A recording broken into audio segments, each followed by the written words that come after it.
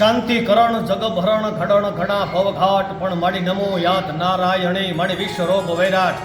જય માતાજી મિત્રો, જય ગુરુદેવ. હું લોક સાહિત્યકાર કિશોરદાન ગઢવી આજ રોજ જોગ ધ્યાનપુરા આશ્રમ ખાતે પૂજ્ય બાપુની ધ્યાનશંકર મુક્તિનારાયણ બાપુની 47મી નિર્વાણ દિવસ છે આજ. તો એમની પુણ્યતિથિએ આજે જબરજસ્ત સંતવાણી અને ડાયરો છે, એમના ગુણગાન ગાવાના છે બાપાના. બહુ પુરાણિક એટલે ન ભૂલતો હોય તો 50 વર્ષ આ જગ્યાને થયા છે સાહેબ.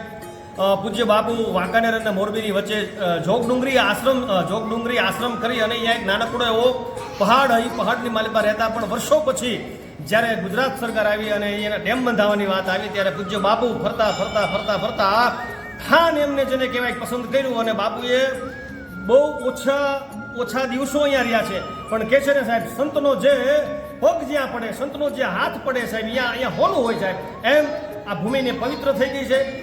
બહુ ઓછો સમય રહ્યા, 2-5 વર્ષ જ કદાચ પૂજ્ય બાપુ અહીંયા થાનગઢની માલિકા રહ્યા છે.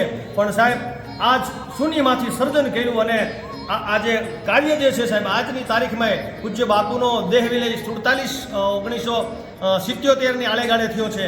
પણ આજની બાપુની ચેતના જેને કહેવાય, જોગ ધ્યાનપુરી બાપુના જે આશ્રમની માલિકા, જે રોનક જે છે, તમામ જે ટ્રસ્ટીઓનો જે ભાવ છે, તમામ સદગુરુઓના જેને કહેવાય કે જે પોતાના સેવકો છે સાહેબ, આજને પૂજ્ય બાપુ આજ યાદ હોય અને જે લાગણી હોય એ જ લાગણીથી આજ બધા જ ટ્રસ્ટીઓ, તમામ જેને કહેવાય કે સેવકગણ બધા જ કામ કરી રહ્યા છે. તમામ થાનના વ્યક્તિઓ સાહેબ જબરજસ્ત કાર્યક્રમ છે, સંતવાણી છે, એમાં હું છું, અન્ય પણ બીજા કલાકારો છે. અદ્ભુત મંદિર બનાવ્યું છે સાહેબ. એ ટ્રસ્ટીઓ પોતાના કામ ધંધા મૂકી અને પૂજ્ય બાપુની સેવા કરે છે. એનું પણ જેને કહેવાય કે જે સેવા કરે છે, ગૌ સેવા કરે છે સાહેબ, એને પૂજ્ય બાપુની સેવાનું ફળ મળે છે સાહેબ. આ મોટો સાક્ષાત્કાર છે. અને એવી સાહેબ, કારણ કે જનની જણ તો ભગત જણ છે, કા દાતા અને કા સુર, પણ નહીંતર રેજે વાંચણી પણ મત ગુમાવીશ નૂર. જેને કહેવાય આવા સંતો મહંતો જ્યાં હોય, આવા સંતો મહંતોના જ્યાં બહેના હોય, આવા સંતો મહંતોની જ્યાં ચેતનાઓ જેને કહેવાય આજ પણ જો જાગૃત હોય તો એમાં સાહેબ કળિયુગ વિષયમાં કંઈ શંકાને સ્થાન નથી. પણ આ હલાહળ કળિયુગમાં આજ પૂજ્ય ગુરુદેવ જેને કહેવાય બધા જ સેવકોનું અવિરત રીતે કામ કરે છે. યાદ કરો અને કામ થઈ જાય છે સાહેબ. આનું નામ સદગુરુ કહેવાય. વધારે ઘણી બધી વાતો છે પણ એ અમે કાર્યક્રમમાં કરશું. આપ જો સાંભળજો. તમામ જનતા જનાર્દનને પણ નમ્ર અપીલ છે કે આપ જોગ ધ્યાનપુરા આશ્રમમાં પધારો, આ દર્શન કરો બાપાના.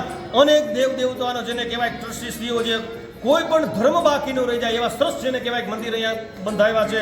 અને આ એક અલૌકિક જગ્યા જોગ ધ્યાનપુરા આશ્રમની થઈ છે. એમાં માટે હું ખૂબ થાનનો રહીશ છું, એટલા માટે મને ખૂબ આનંદ આવે છે અને ખૂબ દાદાના બાપાના દર્શન કરવાનો અવિરત લાભ મળે છે. કિશોરદાન ગઢવીના જય ગુરુદેવ, જય ગુરુદેવ. હું પોતે આશીષ સોમપુરા, હાલ ચોટીલા, આ મંદિર નિર્માણ કરતા હું પોતે છું. અને બાપુની 47મી નિર્માણ તિથિ તરીકે અમે આજે પધારેલા છે. આ ભવ્ય સંતવાણીનો કાર્યક્રમ છે.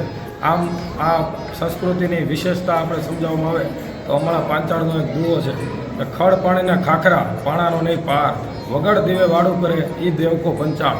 આ દેવકા પંચાળમાં સુરેન્દ્રનગર જિલ્લામાં એકમાત્ર થાનગઢ મુકામે આટલા બધા મંદિરો, દેવી દેવતા, સનાતન ધર્મના ધ્યાનેશ્વર મહાદેવનું મંદિર, પૂજ્ય જોગ બાપુનું મંદિર તમને થાનગઢ મુકામે. આમ જુઓ તો ત્રિનેશ્વર મહાદેવ, આ બાજુ જુઓ તો સુરતદેવળ, નવા જૂના જરિયા મહાદેવની મધ્યે થાનગઢ મુકામે જોગ બાપુનું મંદિર આવેલું છે. અને આ મંદિરનો દર્શનનો લાભ લઈને દરેક ભાવિકો, ભક્તો બધા ધન્યતાનો લાભ અનુભવે છે.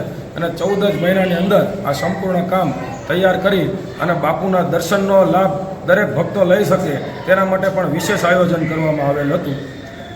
આશીષ સોમપુરા.